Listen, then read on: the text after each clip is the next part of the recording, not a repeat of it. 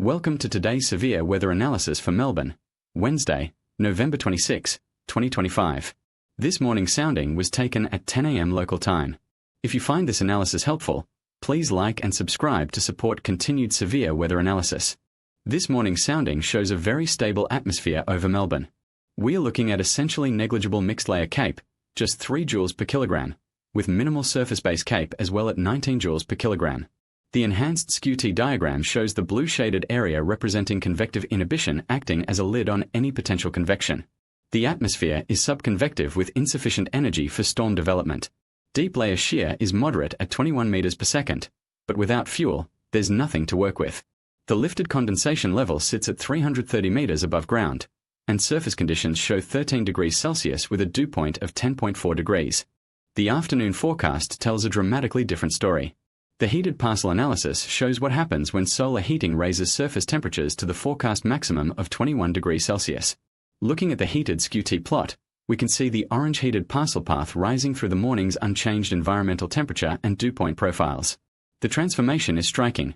Most unstable CAPE explodes to 1014 joules per kilogram as the blue shaded convective inhibition is eliminated. The pink and red shaded areas show substantial CAPE developing in the afternoon. This creates a setup favorable for organized rotating storms, or supercells. The supercell composite parameter rises to 1.2, and the significant tornado parameter reaches 0.53. For Australian conditions, this represents marginal tornado potential, though weak tornadoes would be possible if storms develop. Storm mode is forecast as supercells with organized rotating updrafts. Looking ahead to tomorrow morning, Thursday, November 27th at 10 a.m. local time, the machine learning forecast indicates a return to stable conditions. The ML Skew-T shows zero CAPE with the atmosphere returning to a subconvective state. Deep layer shear remains present at 18.3 meters per second, but with no instability, storm development is extremely unlikely. The blue shaded convective inhibition returns, capping any potential for convection. The lifted condensation level sits at 1345 meters above ground. This represents the calm before and after today's brief window of instability. By tomorrow afternoon, Thursday at 4 p.m. local time, the ML forecast continues to show subconvective conditions. CAPE remains at 0 joules per kilogram with surface-based CAPE also at 0. Shear decreases slightly to 16.7 meters per second. The Skew-T diagram shows persistent blue-shaded convective inhibition throughout the column, with no mechanism to break the cap. Storm mode remains subconvective with insufficient CAPE for any thunderstorm development. While shear conditions could support organized storms if they somehow initiated, the complete absence of instability means storm development is not expected. Any threat would be purely conditional on unexpected initiation. The multi-model parameter evolution chart shows excellent agreement between GraphCast, Pangu, and ForecastNet models. The instability evolution panel in the upper left shows surface-based CAPE peaking briefly around 10 a.m. local time at roughly 100 joules per kilogram before collapsing back to near zero through the afternoon and evening. The convective inhibition panel shows CIN spiking to around 25 joules per kilogram at 10 a.m. before dropping back down. Deep layer shear remains relatively steady between 25 and 30 meters per second through the morning before decreasing to around 17 meters per second by tomorrow afternoon. The cloud base evolution shows LCL heights varying between 800 and 1700 meters above ground, with a notable spike in GraphCast's forecast around 4 p.m. today. All three models agree on minimal severe weather potential beyond this morning's brief instability window. The hodograph reveals the wind structure through the lower atmosphere.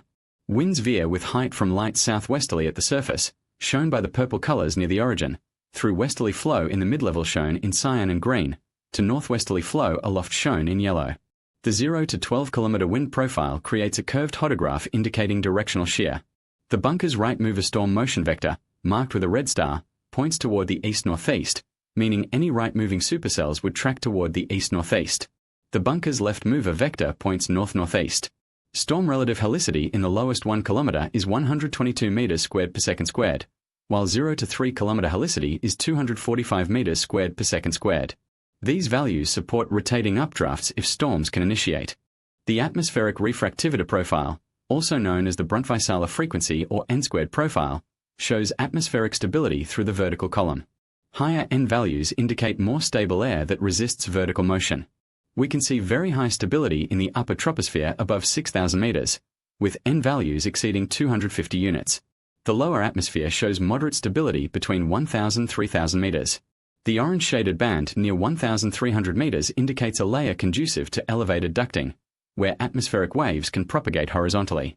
This stable layering reinforces the subconvective nature of this morning's environment before solar heating disrupts the structure. Today presents a brief window of marginal severe weather potential during the late morning hours as solar heating eliminates the cap and unlocks over 1,000 joules per kilogram of most unstable CAPE. If storms develop, they could organize into supercells with a low-end tornado threat. However, by tomorrow, stability returns with zero CAPE forecast. Always consult the Australian Bureau of Meteorology for official warnings and forecasts. This analysis is for educational purposes and should not be used as the sole basis for safety decisions. This analysis is provided by Distant Curve Remote Area Telecommunications. If you found this helpful, please like and subscribe to support continued severe weather coverage for remote Australia.